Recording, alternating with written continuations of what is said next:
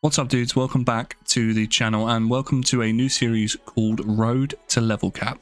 This series' aim, as the title may suggest, is to get to or as close to level cap as possible and have the most amount of fun along the way. In today's video, we jump into the nostalgia-filled JRPG known as Phantasy Star Universe, which is currently playable on a private server known as Clementine. In this video, we take our newly acquired Fortifier through his first Clem camp, explore the linear line, end up at a relic site, and even get our asses handed to us. Before we get started, if you do enjoy this sort of content and want to see more added from different titles, then please do consider leaving a like rating and subscribing if you're new here. Also, feel free to leave a comment down below as to what title you want covered in the future.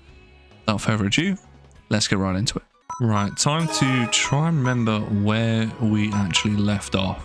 I think it would make sense at the start of every episode to try and do our Clem camp as much as we can, because I think that's going to give us, especially on the early levels, sort of sub 100, that's going to give us a significant boost to get to where we need to get to. Okay, so we've just unlocked Clem Camp B, so that should also give us access to a few more weapons that we can actually take advantage of as well. Need to make sure that I don't just randomly press any other option other than striking, because that does happen. Is this also increased XP for photon arts? I'm going to assume it is. The melee combat is such a noticeable difference in pace when you go from being a fire master to just a fortifier. It's bloody ridiculous. This is so slow in comparison. I don't think I've ever died in Clem Camp ever, but okay. Well, that's the second phase of Tornado Break and a level up. That's 42. These missions are so broken early game. That's level 43 already. Let's give them a little taste of the SUV, shall we? I don't even remember which one we got, to be honest. Big fucking damage. Hell yeah, brother. Nice big crit on that. That's a lot of damage. I feel like the tick rate of the server, like, I'm going to assume it's the tick rate, it's just so off. Like, even if you're clearly out of the way of most attacks, a lot of them just still hit you anyway. It's super janky. I guess that's what happens when you're dealing with older game engines as well. No, not this old fucker.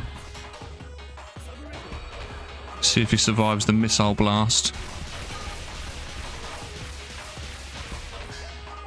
Okay, he's far more resilient than I thought, actually. I feel like this is just a next level of cheese. Holy fucking fireballs, Batman. Surely we must have a rising strike, actually, for this. Yeah, I was going to say, I thought we did. Oh, that's so much more damage. Just going to spam this like my life depends on it, basically.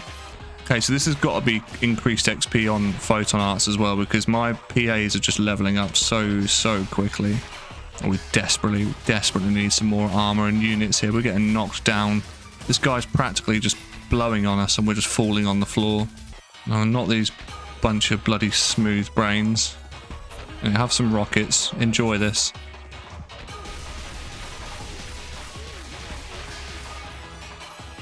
This has got to be one of the most ridiculous weapons in the whole of PSU. Ethan's just absolutely dishing out the damage to us here. He's even managed to whack a bit of Jellin and Zalor on us at the same time. Thanks for that, mate. Really appreciate it, you ginger knobhead. This guy's not messing about. He's buffed himself. He's debuffed us. It's like a fucking raid boss at this point. Yeah, well, let's see how you do against missiles, shall we, mate? What? I can't get beaten up by a ginger. I'll never recover from this. Yeah, that's what I thought. Now to take on Edgelord. Oh, we can knock this guy down. Oh, mate, easy. GG. Get wrecked, kid. And with that, that is our second Clem camp done. Let's see the disgusting amount of mission points we get here. That's almost one whole level towards our Fortifier.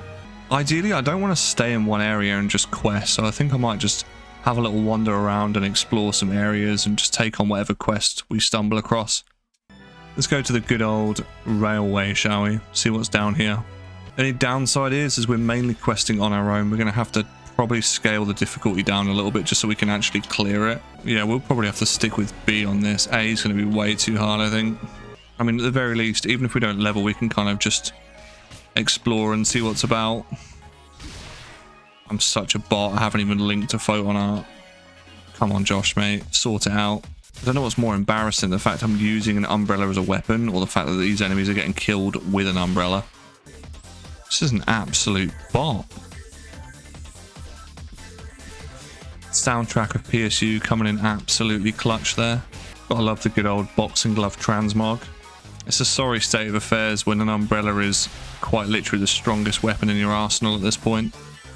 This umbrella is so big that through certain points of the camera angle, I can't even see my character. These guys are in here expecting a fair fight, only to be greeted with absolute devastation. One thing I've noticed with PSU as I've been playing it a lot more is your health capacity that's available to you, even from a very, very early level, is so high compared to original PSO. I'm level 59 and I've got almost 1300 health. And then put that in comparison to my highest level character on PSO, which is 129, 130. And that character's only got 990 health, give or take.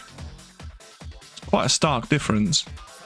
The soundtrack kind of reminds me of the one of the Savage raids from Final Fantasy XIV. I think it might even be like Alexander Savage.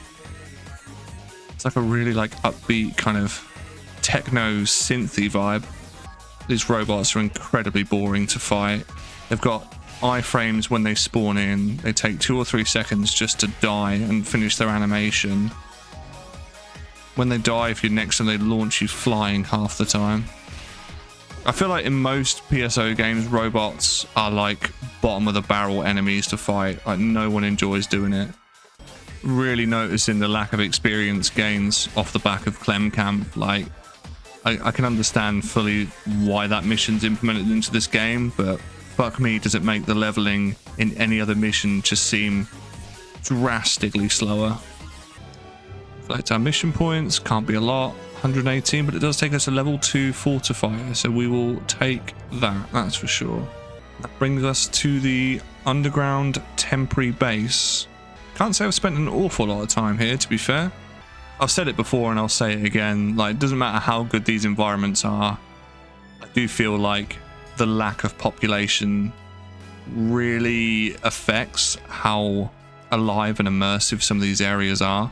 Even when you find yourself playing in sort of peak times, there's still quite a lack of people running around.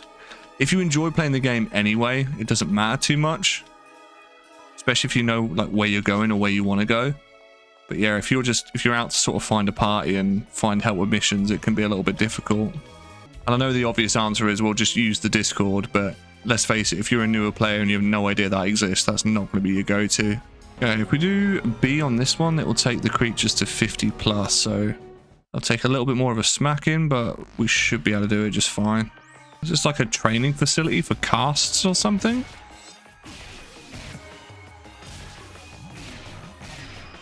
Wait, you can't be a cast, you just used a technique. How dare you?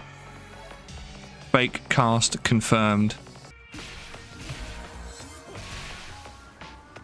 Seems to be knocking out some decent damage with that rising strike now, especially with this weapon. Time to make it rain. Some umbrella reference for anyone that didn't get that. Yeah, I've hands down decided that fighting robots is the worst thing to ever exist. Pop the SUV, let them know. Oh, nice. These robots here, they spawn in without iframes. That's really helpful for the SUV to catch them. Whoever decided to put the SUV on your light attack and photon art button is absolutely brain dead. The amount of times you just miss swing because you can't press it properly is unreal. As if the robots weren't bad enough, we've now got robot bugs. Excellent. Yeah, I take it back. These fuckers are far worse than the other robots. Oh no, of course there's more. I mean, because why would there not be more, you know? What am I, like the extermination team here or something? Getting a hand of these perfect attacks now. Almost level 3 on Fortifier, almost level 61. This is what I absolutely used to love doing when I used to play on the Xbox 360, just progressing through random missions that people wouldn't always normally do and just end up in like the most beautiful, like, unexplored areas that people just tend to not really hang around in. Like, look how cool this is. Like, I know the graphical fidelity isn't amazing, but do you know what? Like, back in the day, what was it, like 2006, 2007 when this came out? This would have been really, really good. Off to the relic site. Let's see what the relics have got in store for us. Suppress the Duragnus. Okay, well, that sounds like it's going to be a bundle of joy. I must admit, I'm quite enjoying the aesthetic of this area. It's like a very futuristic take on what some ruins would look like. Oh, we got ourselves a big boy. We're just staggering the whole time. Yeah, this Rising Strike is absolutely busted. I'm sure he's just going to swing for me at some point. Okay, or not. He's just going to die. Oh, there's another one. I'm not sure if it's all these particle effects on the screen, but this mission is not running particularly smoothly, even on quite a high-end PC. These enemies make the most horrific sound when they die, and it's like burning its way into my brain.